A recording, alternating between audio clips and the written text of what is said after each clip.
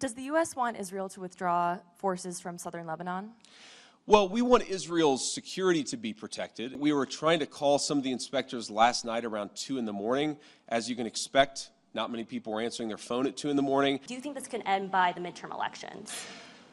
Well, look, right now the conflict is in a ceasefire. Israel has something like genocide in Lebanon. The main issue is stopping this.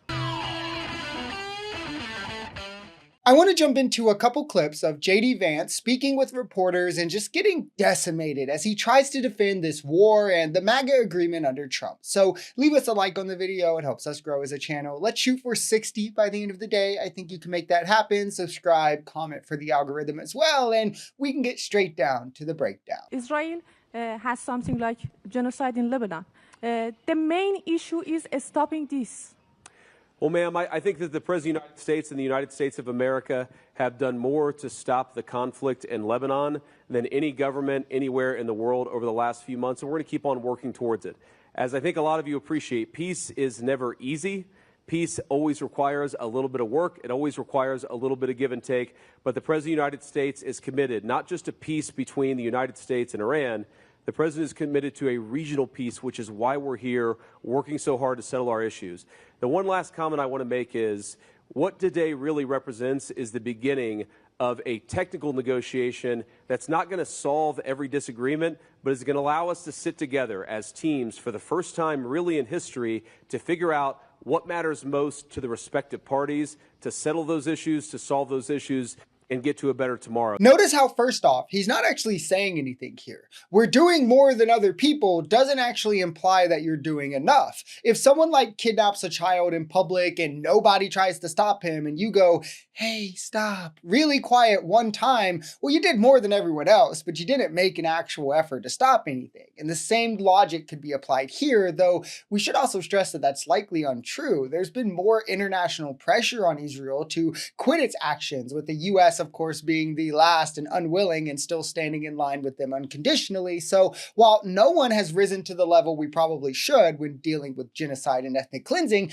it's hard to pretend the US has done more when it's kind of ran defense for Israel while handing it billions under Trump, pretending the Gaza ceasefire is holding up that they violated over 2,000 times and pretending that they're committed to peace here when it's pretty clearly they aren't. They've stated that they have no urgency to stop in Lebanon. Thank you, Mr. Vice President. Did the president's threats yesterday really throw a wrench in negotiations? There were reports that the Iranians walked out at one point. Can you just clarify and tell us what happened? No, they didn't throw a wrench in the system. The thing with the Iranians, yes, they did threaten to walk out, or at least there were social media threats that they would walk out. But we were negotiating well past 1 in the morning yesterday, so they didn't walk out. And their technical team is still here in Bergenstock with our technical team actually as we speak. Though I imagine maybe some of them are taking a break to watch this news conference. So the quick rundown, Trump threatened to bomb Iran again and even kidnap the negotiating team that was actively meeting with Vance on social media, causing a rift where they threatened to walk out, obviously. And reportedly, the talks stalled, like the progress was stalled because of this. So it's insane he tries to paint this as, well, of course the president has to respond to trash talk, because first off, no, he doesn't. He clearly should carry himself professionally, especially with dealing with a delicate, fragile ceasefire and nuclear negotiation revolving around a war that has taken American lives. But it's also not even that. It's just this reckless aggression and incompetence on how to secure a deal, as if threatening the people you're negotiating with while negotiating will lead to success. I mean, they're already getting our money, guys. They probably don't need much more to turn and run, and Donald Trump's risking it all for social media likes. Do you think this can end by the midterm elections? Well, look, right now the conflict is in a ceasefire, and certainly our hope is that we get to the final deal and a permanent settlement. But right now, I think we've made great progress, and we should all celebrate that. In terms of when the nuclear inspectors are going to start, it's funny, we were trying to call some of the inspectors last night around 2 in the morning. As you can expect, not many people were answering their phone at 2 in the morning. I expect that will happen at the minimum this week, but we think even some of those conversations with the inspectors and with the IAEA could happen as soon as today.